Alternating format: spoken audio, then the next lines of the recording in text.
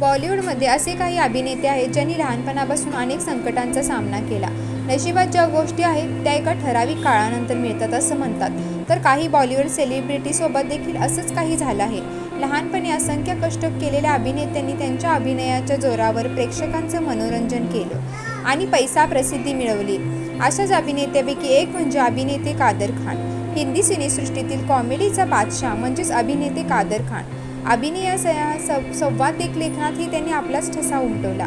अभिनेते कादर खान यांचं कॅनडात झालं. त्यांच्या निधनाला आज अनेक वर्ष उलटले आहेत, पण त्यांच्या चाहत्यांची संख्या आजही तेवढीच आहे. हिंदी सिनेसृष्टीतील कॉमेडीचा बादशाह म्हणजेच अभिनेते कादर खान. अभिनयासह संवाद लेखनातही त्यांनी आपला ठसा उमटवला. अभिनेते कादर खान यांचं कॅनडात निधन झालं, पण आजही त्यांच्या अनेक आठवणी जिवंत आहेत. कादर खान आज आपल्यात नसले तरी त्यांचे अनेक डायलॉग जगण्यासाठी नवी उमेद देतात. कादर खान यांच्या आयुष्यातील अनेक किस्से आजही तुफान चर्चेत असतात. कादर खान यांचा जन्म अफगाणिस्तान या ठिकाणी झाला होता, पण कादर खान जेव्हा लहान होते तेव्हा त्यांचं कुटुंब मुंबई येथील धारावी या ठिकाणी आलं. कादर खान यांचे लहानपण प्रचंड हालाकीचं होतं. आर्थिक परिस्थिती बिकट असल्यामुळे कादर खान यांना अनेक गोष्टींचा सामना करावा लागला. कादर खान जेव्हा लहान होते तेव्हाच त्यांचे आई वडील विभक्त झाले.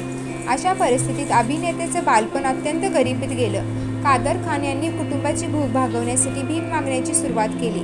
बॉलिवूडमध्ये यशाच्या उच्च शिखरावर पोहोचलेले कादर खान यांचं बालपण संघर्षमय होतं. आज कादर खान यांच्याबद्दल काही गोष्टी जाणून घेऊया. मीडिया रिपोर्टनुसार आई वडील विभक्त झाल्यामुळे कुटुंबाची जबाबदारी कादर खान यांच्या खांद्यावर आली. कुटुंबाची भूक भागवण्यासाठी कादर खान भीक मागायचे. कादर खान एका मशिदीसमोर मागचे आणि त्यातून मिळालेल्या रुपयामधून कुटुंबाची भूक भागवायचे. त्यानंतर कादर खान यांच्या आईने त्यांना शिक्षणासाठी प्रेरित केले. आईची इच्छा पूर्ण करण्यासाठी कादर खान यांनी मुंबईतील इस्माईल युसूफ कॉलेजमधून पदवी आणि नंतर सिव्हिल इंजिनिअरिंगमध्ये पदव्युत्तर शिक्षण घेतले.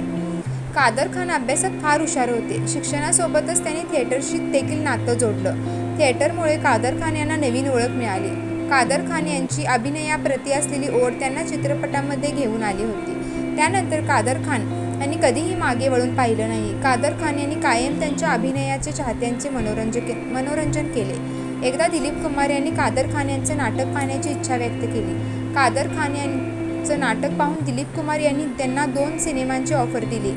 1973 मध्ये यश चोप्रा यांच्या दाग या सिनेमातून आपल्या करिअरची कादर खान यांनी त्यांच्या करिअरमध्ये 300हून अधिक सिनेमामध्ये काम केलं होतं. तर त्यांनी जवळपास 250 सिनेमामध्ये डायलॉग लिहिले होते.